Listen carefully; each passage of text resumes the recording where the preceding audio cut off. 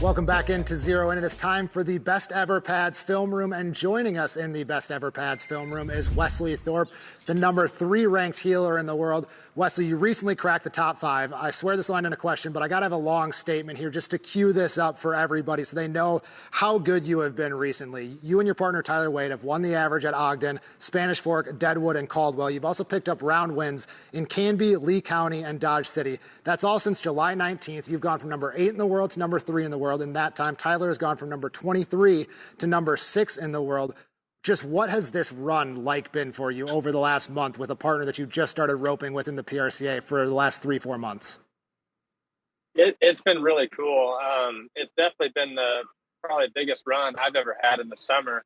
I was laughing with somebody the other day. I mean, I've had summers that I even made the NFR in that I didn't win as much. I won more money in the week of the Utah rodeos than I almost did the whole summer before. So starting at Spanish Fork, we just kind of kept a good attitude going into it. Drew a really good steer to start out, and it seemed like just one run led to another. And after Spanish Fork, it just seemed like it kept going. The momentum kept going our way.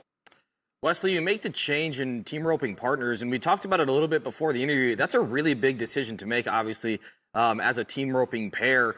You talked a lot about how it's important to obviously mesh with the guy you're roping with, but you were also looking at the horses as well and how important that your two horses mesh together as well. What do you look at when you know, okay, my horse, this heel horse, is going to go really, really well with the head horse that Tyler has?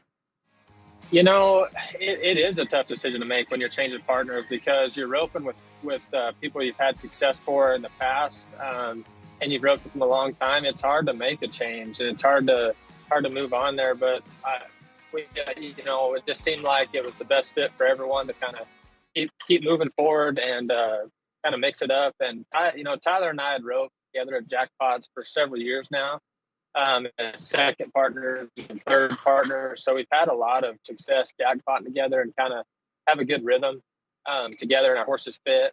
It seemed like my, which would have been like third string horse at the time, would fit almost the best behind Tyler and the horses he had.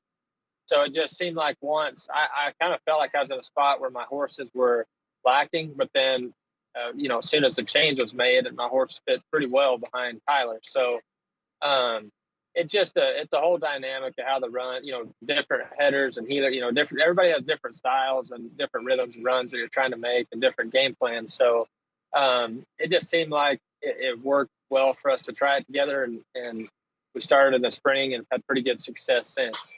You mentioned when Spanish Fork and Ogden was kind of the weekend that sparked it for you. We're going to work backwards to get there. So we'll start in Caldwell this past weekend, which you won. You were 5-6 in the short round. You entered 10.1 on 2, so you entered with the lead in the average. When you enter with the lead in the average, you're going last at a rodeo like that. What changes in your run when you know exactly what you have to do to win? So for us, we had a little bit of a lead on second high callback, but fourth high call, I believe, was Tanner and Patrick, and they were 4-8, and we had 9/10 on them. So we had to be, 5-7 to tie, 5-6 to win. And in that position, you don't want to do anything off the wall. We knew we had a pretty good steer, so we wanted to rope the steer for what he was. But in that scenario, when you're roping for a living and you're roping to try to win a gold buckle, you don't want to sacrifice the opportunity to win second or third whenever they try to give it to you. So our plan was, rope the steer for what he was, make a good run, but don't, not take a throw that took us out of having a good shot to win second or third. So we had quite a bit of time on our hands to win second. So the plan was get out, rope the steer, take a good average shot and, make a sharp run. And if the run aligned us to win first, we did. If not, we at least stayed in there for second or third for a good check, which is pretty crucial at this point in the year for tour points and world standings and all of that. You talked about Spanish Fork a little bit already, Wesley, and let's look at that 3.8 second run. It's one of your faster times of this season. Did you know it right away? Did you know you had a great draw? Walk us through this really, really impressive run. So we didn't actually know our steer right there going into it, but he ended up being really good. And Tyler's plan was just to be aggressive at the barrier and try to set him up. And he kind of made a comment that he thought he'd been rushing his delivery and rushing a few things in the run. over the 4th of July and after that. So he was going to try to be as smooth as he could, but be aggressive on the barrier. So he did a really good job getting a good start. And then whenever he got it on him, he just slowed down a little bit and kept that momentum going. And I was able to take a pretty aggressive approach through the corner. And I was able to kind of come out of it healing fast. And we got a really good finish. And that's one thing we've worked on, is to try to make sure we set ourselves up to get a good finish and make a sharp run in the middle of the arena. And that's what we definitely tried to do in that situation. And it just seemed like that was the one time we didn't have super high expectations and weren't trying to make something happen.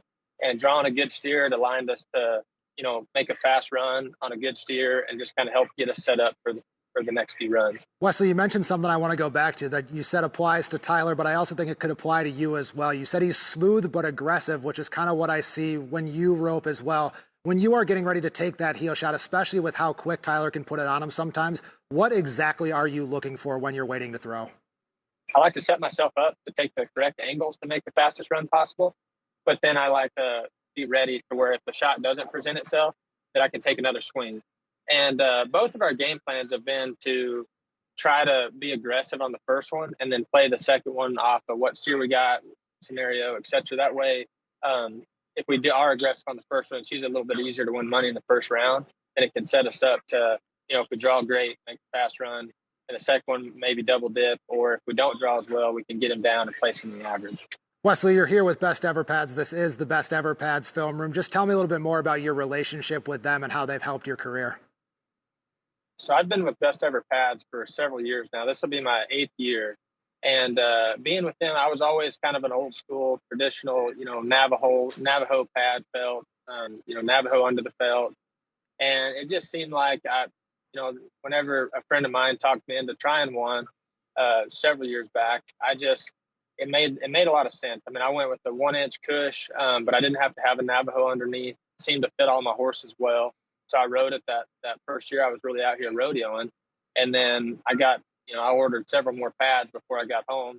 And by the time I got back that fall, I was riding it on all my horses. And since then, there's, the benefits of what I've noticed are they really fit a lot of different kind of horses' backs really well.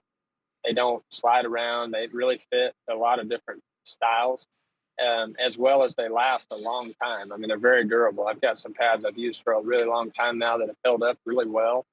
So it's just very convenient for me to have a reliable saddle pad to make sure my horses' backs aren't sore and that they hold up for a long period of time like they have, and just to be able to ride, this pad, to be able to take it over to that horse and then the next horse and just not worry about it fitting or not fit. I mean, they fit all different kinds of horses that I have really well. I mean, I usually have 15 to 20 horses around, so they have to, be adaptable, and it's nice to have that. Wesley Thorp here on behalf of Best Ever Pads in the Best Ever Pads film room. You've heard it. They've carried him to 7 NFRs on his way to an 8th. Wesley, thanks for joining us today. You bet. Thanks for having me.